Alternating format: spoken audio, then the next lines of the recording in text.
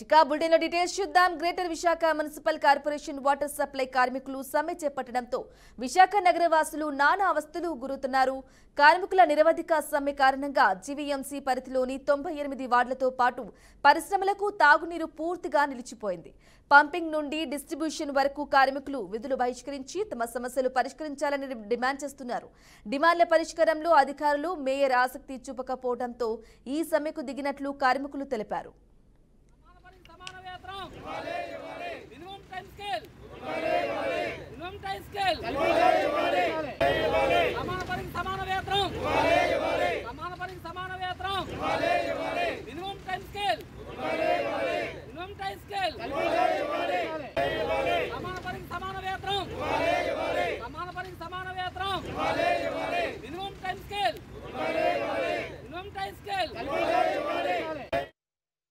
GVMC water supply contract కార్మికుల సమ్మె 2వ రోజుకు చేరింది. మేయర్ పీలా శ్రీనివాసరావు సమక్షంలో జరిగిన చర్చలు విఫలమయ్యాయి. ఇవాళ మరోసారి మేయర్ చర్చలకు పిలిచారు. ఒకవేళ డిమాండ్లు నెరవేర్చుకుంటే కార్మికులు సమ్మెను కొనసాగించనున్నారు. ఇక ఇది జరిగితే నగరవాసులకు సమస్యలు తప్పవని వాటర్ సప్లై ఉద్యోగులు హెచ్చరిస్తున్నారు. ఇక ఇప్పటికే మంచినీరు రాకపోవడంతో వేరే గత్యంతరం లేక బోర్లింగ్ల వద్ద క్యూలు కడుతున్నారు. అవి కూడా బురద రంగులో వస్తున్నాయని ఆవేదన వ్యక్తం చేస్తున్నారు. వీలైనంత త్వరగా అధికారులు ప్రత్యామ్నాయ ఏర్పాట్లు చేయాలని జనాలు కోరుతున్నారు.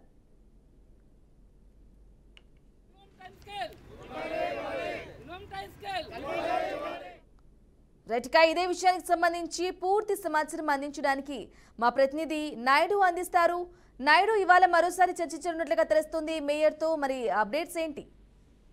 థ్యాంక్ యూ బ్రాహ్మణి.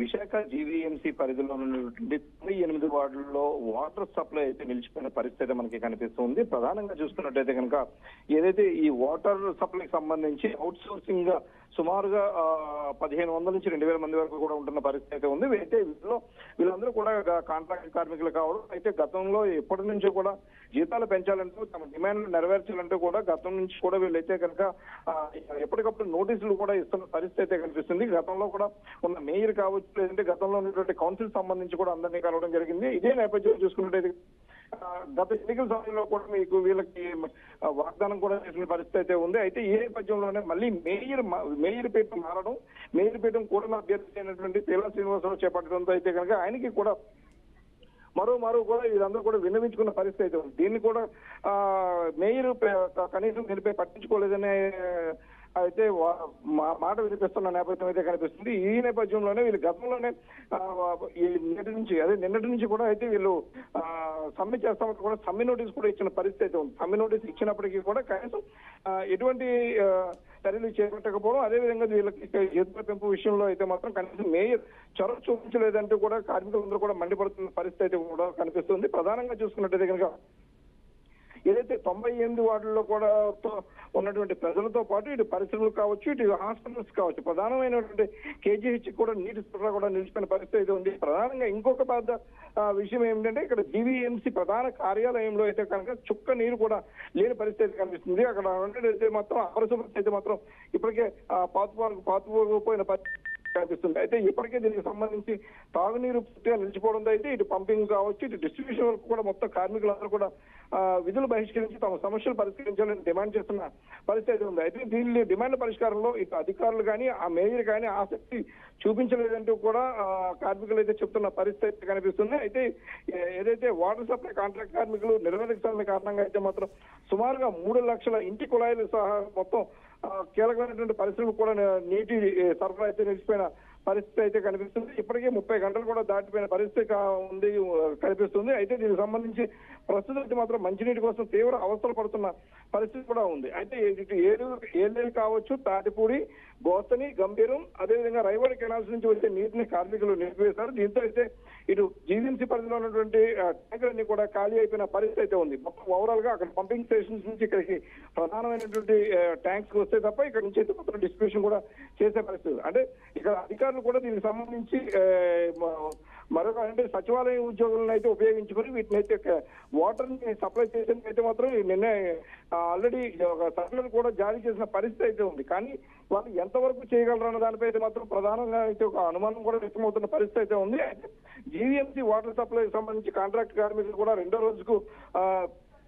చేరిన పరిస్థితి కనిపిస్తుంది. అయితే పేలా శ్రీనివాసరావు సమక్షంలో మళ్ళీ చర్చలు మరొక మారు కూడా ఉంటాయంటూ కూడా అయితే వాళ్ళు అయితే మాత్రం ఆశాభావం వ్యక్తం చేసిన పరిస్థితి ఉంది. అయితే కానీ చర్చలు జరపకుండా కేవలం ఇక్కడ ఉన్నటువంటి సచివాలయ ఉద్యోగుల ద్వారా ఇటువంటి పరిస్థితి అంటే వీళ్ళు కానీ పనులు కానీ కొనసాగించినట్టయితే కనుక తీవ్రమైన పరిణామాలు ఉంటాయంటూ కూడా కాంట్రాక్ట్ కార్మికులందరూ కూడా చెప్తున్న పరిస్థితి ఉంది. ఈ నేపథ్యంలోనే ఇప్పటికే వాటర్ సంస్థ తరగతులతో అయితే మాత్రం ఉన్నటువంటి చిన్న చిన్న గల్లీలో ఉన్నటువంటి బోర్ల వద్ద అయితే మాత్రం పెద్ద ఎత్తున జనాలు చేరుకున్న పరిస్థితి కనిపిస్తుంది. అది కూడా నీరు కూడా చాలా ఎందుకంటే గత కొంతకాలంగా బోర్లని ఎవరూ వినియోగించకపోవడంతో అయితే మాత్రం పూర్తిగా తుప్పుపట్టి కావచ్చు, లేదా రంగుమారి నీళ్లు, అదేవిధంగా వర్షాకాలం కావడంతో అయితే మాత్రం పెద్ద ఎత్తున నీటి తాలూకా రంగు కూడా మారిన పరిస్థితి ఉంది. అయితే ఈ రోజు ఏమైనా సరే చర్చలు ఫలించి ఏమైనా అవకాశం ఉండొచ్చు అంటూ కూడా ఇప్పటికే చెప్తున్న పరిస్థితి అయితే ఉంది. కానీ అయితే ప్రభుత్వం అయితే దిగి వచ్చే పరిస్థితి లేదంటూ కూడా ఇప్పటికే చెప్తున్న పరిస్థితి అయితే ఉంది. కాంట్రాక్ట్ కార్మికులు అయితే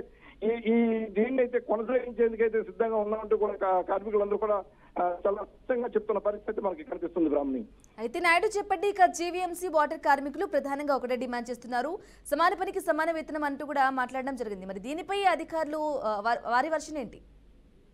అంటే ప్రధానంగా చూసుకున్నట్టయితే కాంట్రాక్ట్ కార్మికులకు సంబంధించినంత వరకు కూడా జీతాల పెంపుకు సంబంధించి గత కొంతకాలంగా కూడా వాళ్ళు ఎప్పటి నుంచో కూడా వాళ్ళు డిమాండ్ అయితే చేస్తున్న పరిస్థితి అయితే మనకి కనిపిస్తుంది. గత ప్రభుత్వంలో ఉన్నటువంటి గత వైసీపీ ప్రభుత్వంలో కావచ్చు, లేదంటే గత వైసీపీ ప్రభుత్వంలో మేయర్కి సంబంధించి కూడా ఎన్నో మార్లు అయితే మాత్రం యూనియన్ సంబంధించి కూడా వీళ్ళందరూ కూడా ప్రతిపాదించడం కూడా జరిగింది. అయితే కనీసం మేయర్ కూడా గతంలో పట్టించుకోలేదని రేపు మాపు చూద్దాం చేద్దాం అంటూ కూడా ముందుకు మాటలు దాటి చేసే ధోరణి అయితే కనిపించిందని కూడా చెప్తున్నారు. అదేవిధంగా చూసుకున్నట్టు కనుక కూటమి ప్రభుత్వం ఏర్పాటైన తర్వాత కూటమి ప్రభుత్వంలో మేయర్ గా ఉన్నటువంటి పేలా శ్రీనివాసరావు గతంలో కూడా వీరందరికీ కూడా మాట ఇచ్చినట్టుగా కూడా చెప్తున్న పరిస్థితి అయితే ఉంది. దీనిపై అయితే కనుక ఖచ్చితంగా జీతాలు పెంపు అయితే ఉంటుందంటూ కూడా కొంతమేర చెప్పినప్పటికీ కూడా ఇప్పుడైతే చేయలేమని రానున్న రోజులు చూద్దామంటూ కూడా చెప్తున్న పరిస్థితి ఉన్న నేపథ్యం కనిపిస్తుంది. అయితే ఇప్పటికిప్పుడు జీతాల పెంపు అనేది అసాధ్యంగా కూడా చేసినట్టుగా కూడా అధికారులందరూ చెప్తున్నారు. అధికారుల తీరుపై కూడా వీళ్ళు కాంట్రాక్ట్ కార్మికులందరూ కూడా